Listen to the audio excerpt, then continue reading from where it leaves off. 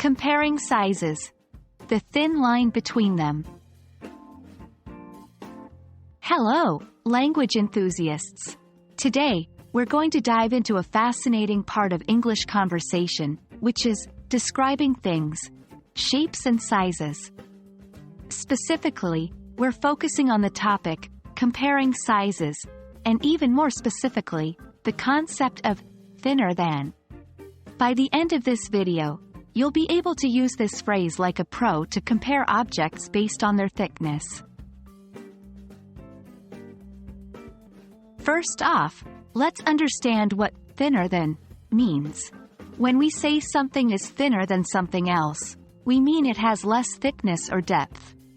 We often use this phrase when comparing the thickness of different objects or entities. For example, this paper is thinner than cardboard, or a pencil is thinner than a bottle. Now that we understand what thinner than means, let's see how we can use it in sentences. The general structure is A is thinner than B, where A and B are the things we're comparing. For example, this wire is thinner than a straw. A strand of hair is thinner than a thread.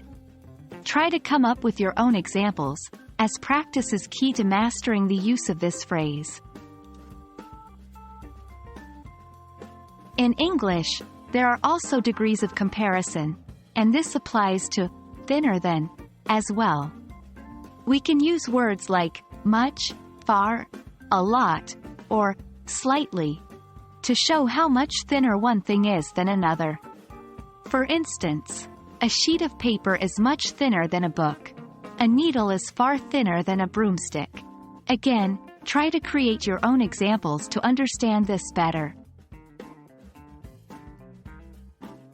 Remember, the phrase thinner than is context dependent. In different situations, thin can refer to different dimensions. For instance, in terms of body size, thin usually refers to width. In the case of a book or a phone, it refers to depth. So, be mindful of the context in which you're using this phrase. And there you have it, folks. You've now learned how to use the phrase thinner than to compare the thickness of different objects or entities.